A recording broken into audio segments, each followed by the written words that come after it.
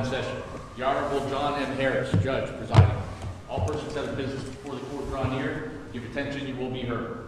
May God save the United States of America, the state of Florida, and this honorable court. Please be seated.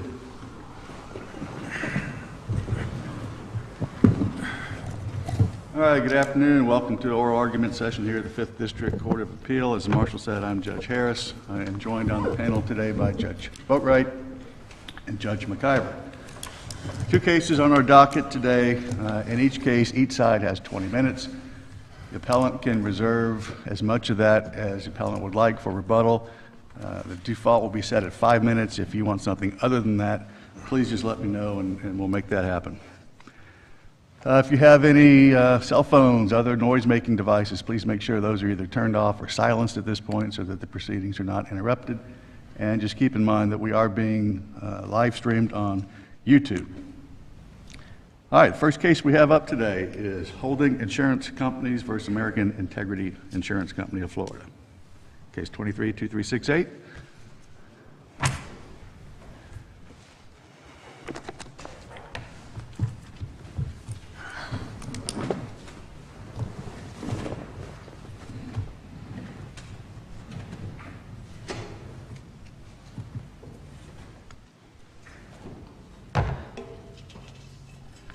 Who's our counsel for the appellant? Is it you, sir?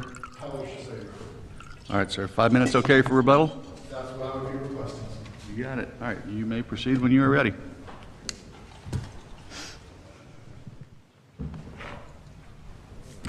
Good afternoon. My name is Tyler Chazet. I represent the appellant in this matter, Holding Insurance Companies Accountable, as assigned to Stephen Wells. I have great deference for this court and the rights and powers that it has. However, I believe that the position that American Integrity has taken is doing something that this court has specifically stated it cannot do, and that's rewrite statutes. In this circumstance, there is a statute, 627.7152, which applies to assignment agreements. Assignment agreements are defined under that statute, under Section 1B, as a two-part analysis in order for whether it's an assignment agreement under that statute. The first part being that it's a transfer of rights for post-loss benefits. I don't think there's any dispute in this circumstance that my client is seeking payment of post-loss benefits for damages to the property, which would be payable under a policy. What it's not seeking is repair or any other service of that type. The second part is that it is an agreement between to or from a person providing services to protect, repair, restore, or replace property or mitigate against further damages to the property. My client performs none of these services. There's no evidence in the record of the assignment or other which would indicate that my client does perform any of those services. It is. So as part of the agreement, though, were some of the post-loss benefits, aren't they actually going to ultimately be assigned to somebody who provides those services, Nolan Roofing?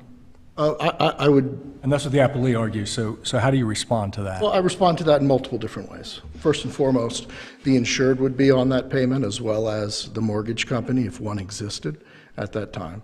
And then, as this court has previously ruled, there is always the right of a party to breach an agreement. And if that insured then said, I no longer want Nolan's on that payment, then that could occur. Now, in this circumstance, what we don't have is any evidence of what those monies actually would be used for.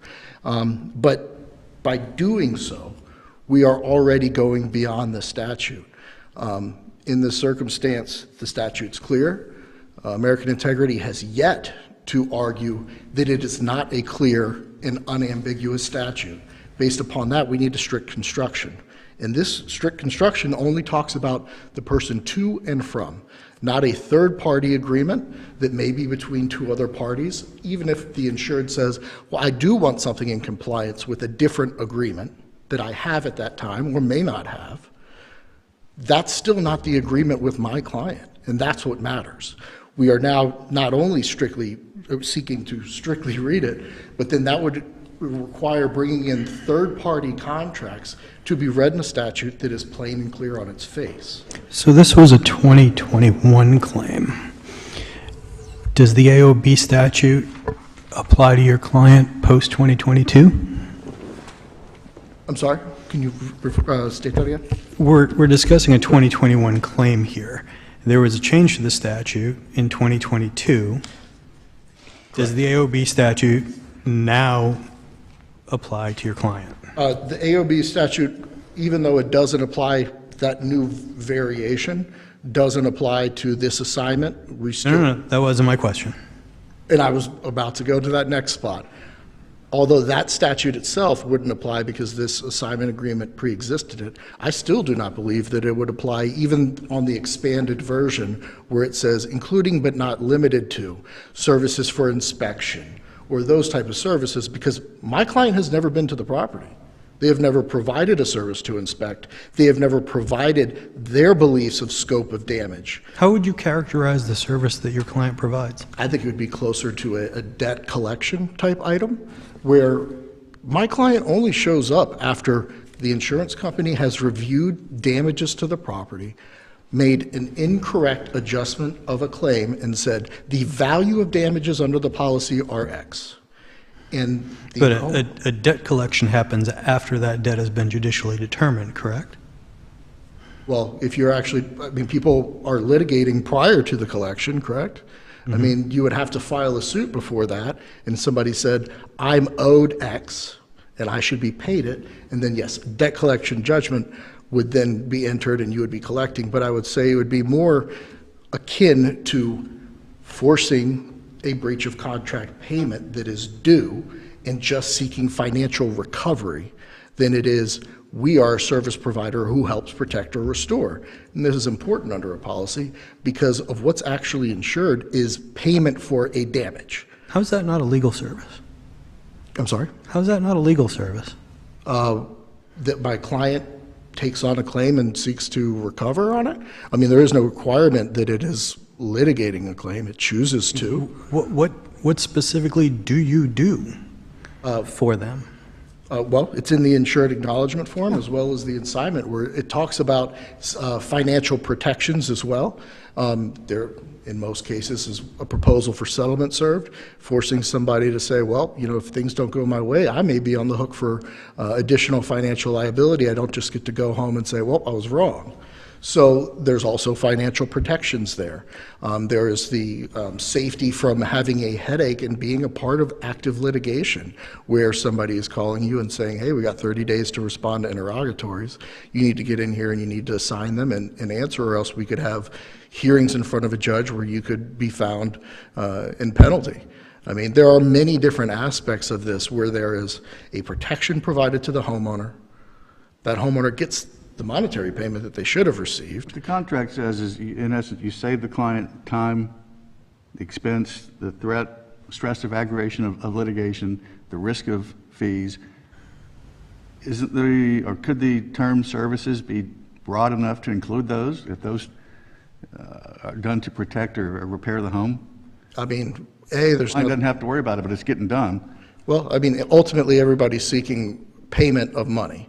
Now, there's nothing in the policy that says that must be done for repair unless you're seeking replacement costs, which there is no evidence to suggest that that's where we're at here today. But there are many different other items that could be done.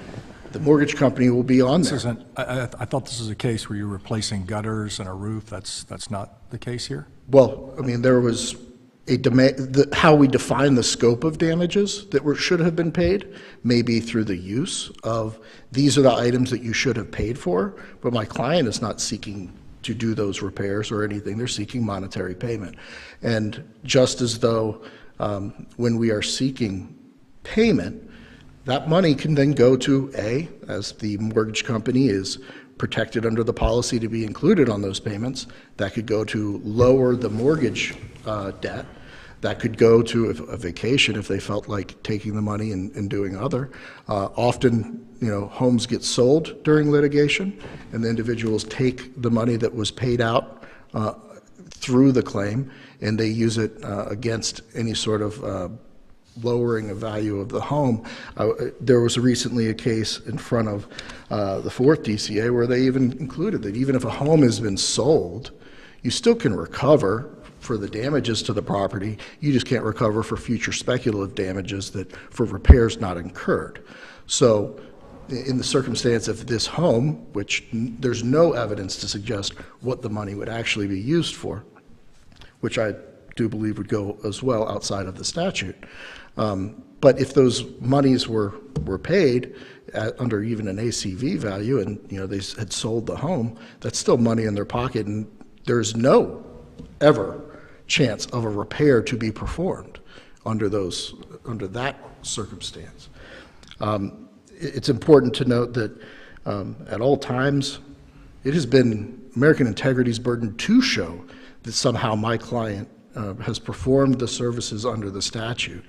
I suggest that there is absolutely zero evidence in the record, and they've never been able to show any sort of service of those types at the After the motion for rehearing, the judge changed his ruling, granted the motion. Did he make any findings as to what services he found your client had performed? That's an interesting question because there was no rehearing, actual hearing. The original order came out in my favor, or my client's favor. There was a motion for reconsideration filed. We were working to schedule it for hearing, and upon contacting the judge's assistant in order to get time, the next morning there was a amended order finding completely the opposite side of all of the facts without any additional hearing. So it was ruled on both sides from the same summary judgment hearing. The first order that the judge entered that went in your favor, he just adopted your proposed order. Correct, and then did the same Verbatim. Correct. Because I saw Judge Brzezinski in Seminole County had the same exact findings. So he signed the same exact order that you presented, right? Correct, Your Honor. So the judge might have just said, I shouldn't have signed a form order, I shouldn't have just adopted it verbatim, and then went back and looked at a second order that was submitted? And then looked at American Integrity's proposed order and signed that one.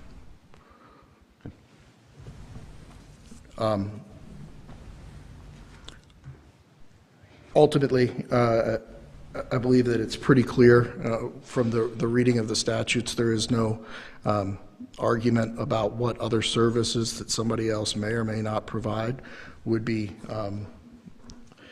interpreted into the statute. To do so would go outside of the four corners of that statute, and to apply it to this circumstance where I believe that the assignment's clear, a direction to pay agreement is unenforceable and can be unilaterally stricken at any time by an insured, and therefore even then it shows that repairs may not be made. Or even if the repair company or the contractor that they're using did receive some of the money, that doesn't mean that they actually move forward. There is no contract saying you are actually going to put hammer to nail with that individual with those funds. They could back out and say, listen, I'll give you some money for documenting the damage that I ultimately got paid on, and a giving back for some of the work that they did in helping present what damages were present, and then no repairs are ever performed. All of those things are still outstanding, and those are the requirements of defendant to prove, if even the court were to go that far, which I don't believe it should, that those monies were in fact for repair. And that's not in the record and has never been proven. I will reserve the remainder of my time unless there's any questions. Okay, thank you, sir. Thank you.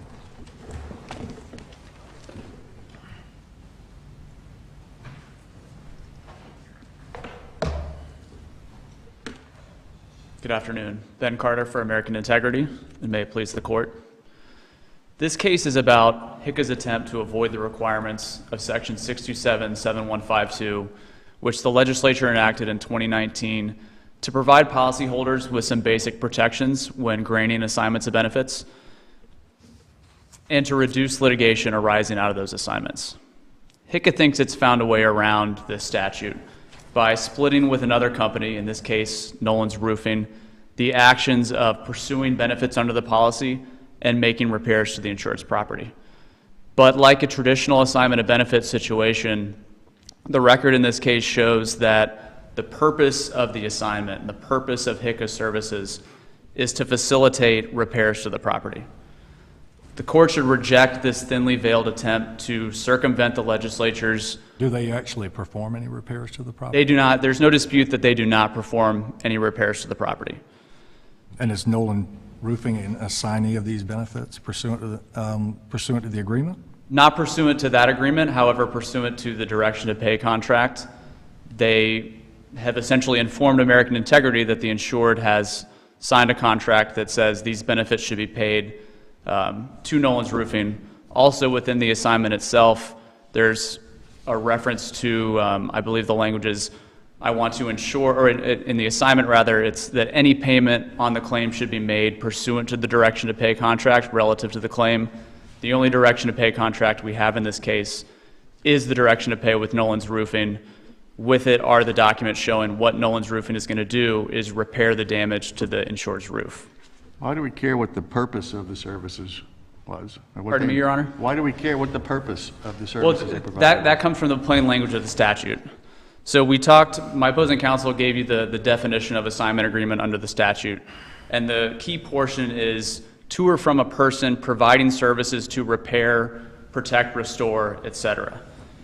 The statute doesn't define services. It doesn't say services, or it says services to protect, repair, restore. It doesn't say repair services, protection services. When you have a general term, don't you look, after you look at the general term of services, don't you start looking at the list of items that are provided? Correct. To help you define what the services are? Yes, and I think Okay, it. so I think, where in that list of items is debt collection? so it's not necessarily a list of items. It's a description of the purposes of those services. It's services to protect or services to repair the property. And here HICA is providing a service to the insured. They're doing something useful or applying their effort or skill for purposes of recovering benefits to fund repairs of the property. And I want to point the court on this issue to the Second District's opinion in Kidwell Group versus American Integrity, which is at 347 Southern 3rd 501. It's a 2022 case.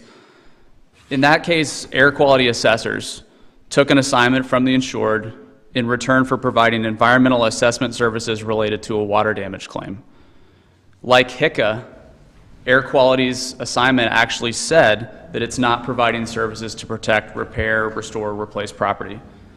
And also like HICA, air quality argued in the trial court and on appeal that its services were not within the enumerated services types because they did not actually protect, repair, restore, or replace property. In holding that the statute nevertheless applied, the Second District looked to the purpose of the services.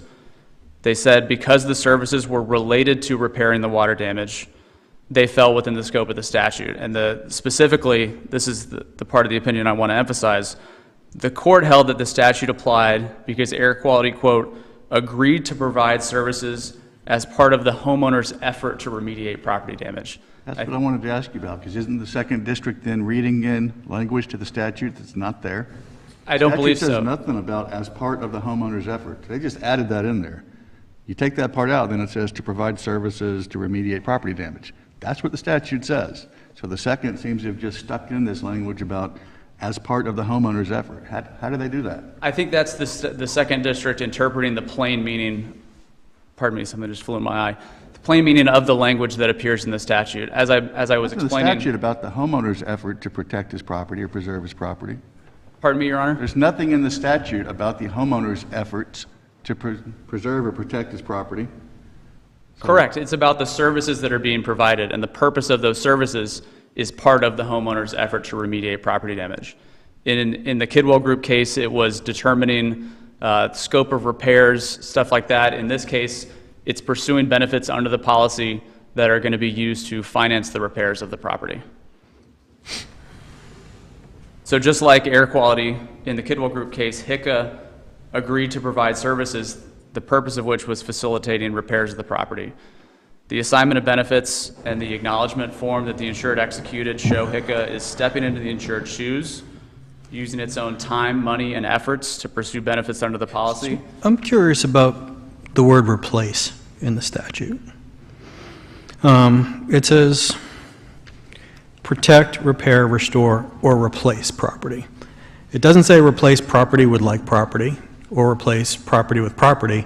Can property be replaced with money? That's not an issue that we have dealt with directly in this case. I'm asking you your thoughts. Correct. When you are replacing property, can you replace it with money the same value as the property?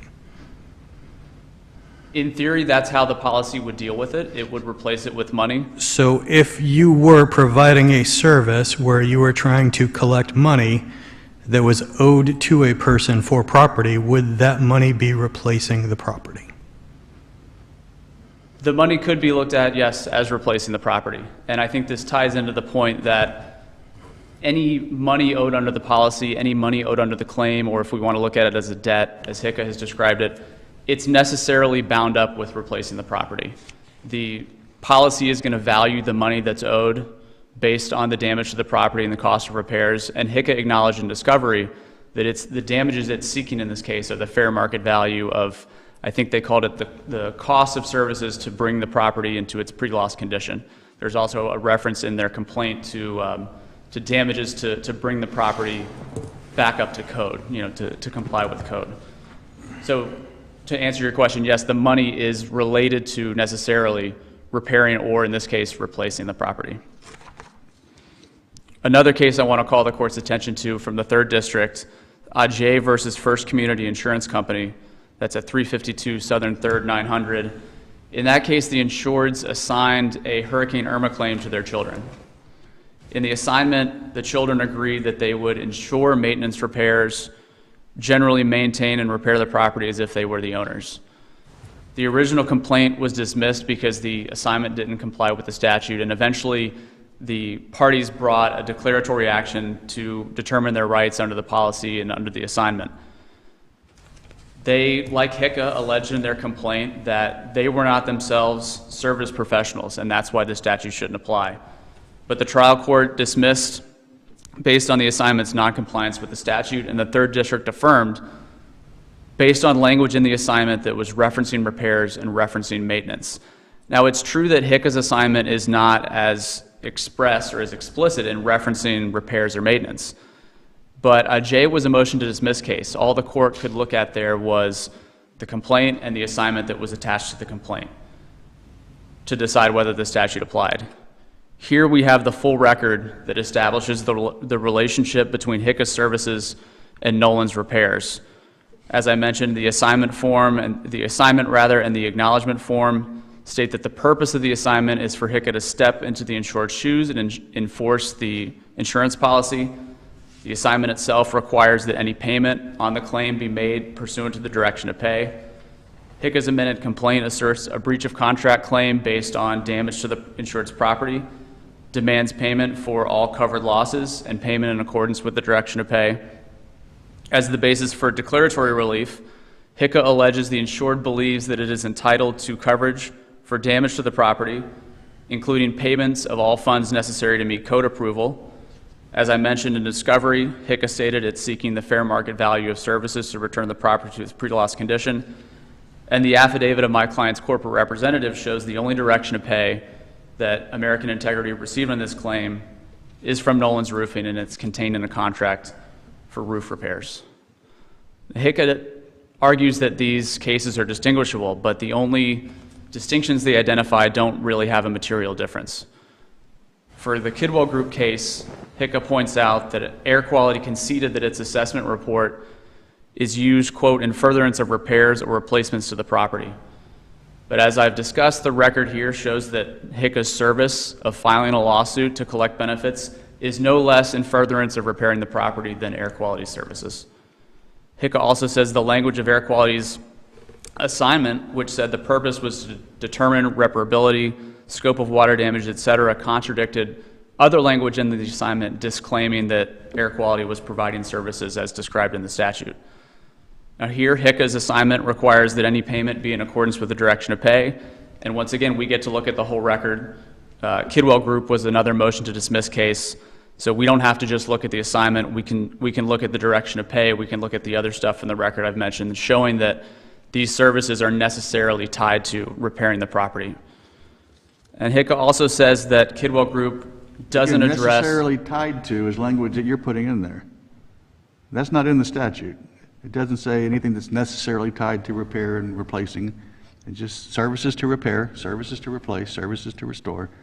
And services that are facilitating repairs, I believe, are services to protect, repair, restore But again, property. that's a word the legislature could have used. They could have used it, but the plain meaning of the statute encompasses the services that HICA is providing. It doesn't say a person providing repair services, a person providing mitigation services. It describes the purpose of those services, which is to repair, to protect, to restore. And that's exactly what HICA is doing in this case by pursuing insurance benefits that are going to go to Nolan's Roofing to finance repairs to the property. You say in your answer brief that nowhere does the statute limit the word services to strictly actual repair, restoration, or whatever. So you think it's broader than just apply to those 5 categories? Yes, Your Honor. And If it was broader than those 5 categories, why did the legislature then go back and change it and say including but not limited to, and then also add in inspection? I Why think was perhaps that necessary? Perhaps the legislature saw what creative companies like HICA were doing and wanted to more clearly state its intent in regulating post-loss assignments of benefits under residential property insurance policies. So going back to, and also I would go back to the Kidwell Group case on this same point, assessment services are not listed in the statute. It doesn't say services to protect, repair, or assess damage. And the Second District nevertheless concluded that's the type of service that can trigger the statute because it is a service that is helping the homeowner remediate property damage. But we don't have assessment in this case. We do not have assessment. This is a different type of service. It is no less related to repairing the property than assessing. Collecting the money that's going to go to the roofer to fix the roof is just as integral a part of repairing the property as is assessing, a mold remediation protocol like Air Quality was doing in the Kidwell Group case. So like Air Quality, HICA services are part of the insured's effort to remediate property damage, and thus its assignment must comply with the statute. Now going back to the Ajay case, HICA argues the language of the assignment contradicted the children's claim that they did not agree to restore or repair property, while here it's undisputed that HICA did not itself perform any repair or replacement work. But that was also undisputed in the Ajay case. As I mentioned, that was a motion to dismiss case, and the children in Ajay alleged that they themselves were not service providers. That was something that the court had to presume to be true in ruling on the motion to dismiss. That did not mean that their services, whatever services they were providing under the assignment, did not trigger the statute. So in Ajay, it was the language of the assignment that defeated the argument that the statute did not apply. Here it's the entire record that belies HICA's claim that it did not provide services related to repairs. So what these cases show us is the key is not agreeing to put hammer to nail when a company takes an assignment of post-loss benefits, but agreeing to provide services that are intertwined with or meant to facilitate repairs. And I would go back to the language that the second used, part of the homeowner's effort to remediate. You're more focused on that argument than you are what the trial court seemed to rely on, was that there was an assignment ultimately to Nolan's Roofing. You're more general in your application of that. Is that correct? I'm not sure it would be more general. I think we agree with the trial court. The trial court was perhaps not as specific in its order, but the trial court did point to the same documents that we're pointing to in this case in reaching its order.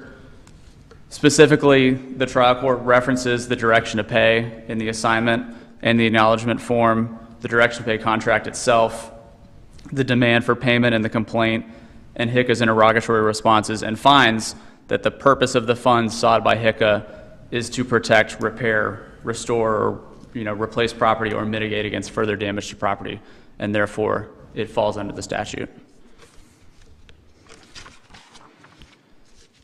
I want to briefly address, with the time I have remaining, some of the other arguments that HICA has made. First is that the trial court injected additional language into the statute by applying it to HICA's assignment, and we've touched on this already. The statute doesn't enumerate the specific services or define the specific services. It says services to repair.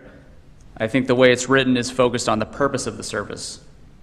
Here, there's no dispute that HICA agreed to provide a service to the insured to file this lawsuit, and the record shows the purpose of that service is to facilitate repairs of the property by recovering money under the policy.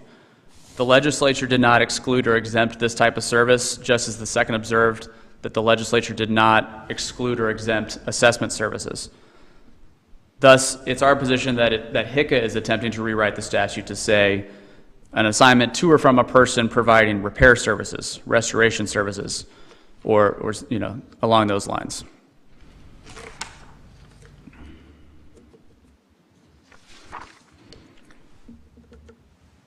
I also want to address HICA's claim that the statute requires one of the parties to the assignment to provide the enumerated services.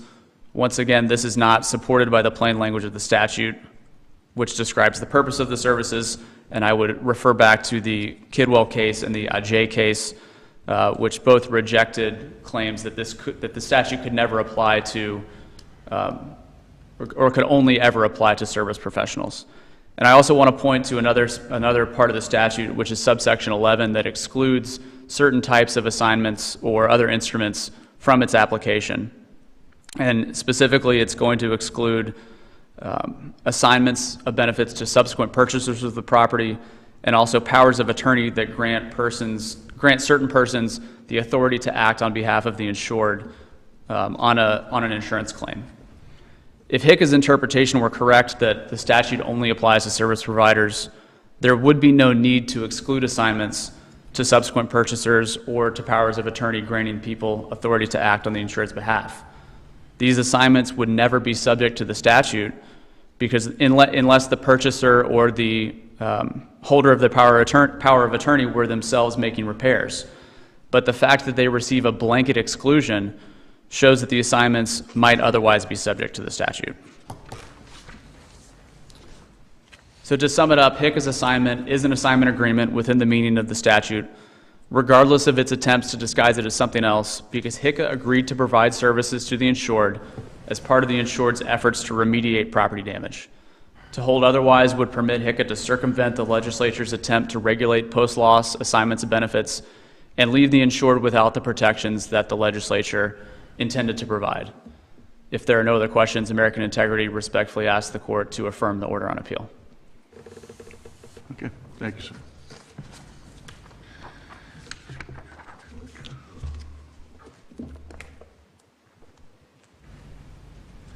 All right, counsel, you have just under 8 minutes. Thank you very much. Could I ask you to start with that Section 11 statement that your opposing counsel just brought up? And specifically the part that talks about a power of attorney's assignment to a management company. If you were to generally describe the service that you provide, it does seem to be stepping into the shoes of the homeowner. Well, let me just... to act on behalf of an insured as it relates to the property insurance claim. That seems to be generally the service you provide. And I'm curious about his statement that if that's not a service under the AOB statute, then why would it need to be excluded? Well, I was actually going to start off with Section 11, so that works out. I believe American Integrity's two arguments actually go to invalidate the whole Section 11 argument. In the Ajay case, and I will get to Section 11, just let me get there.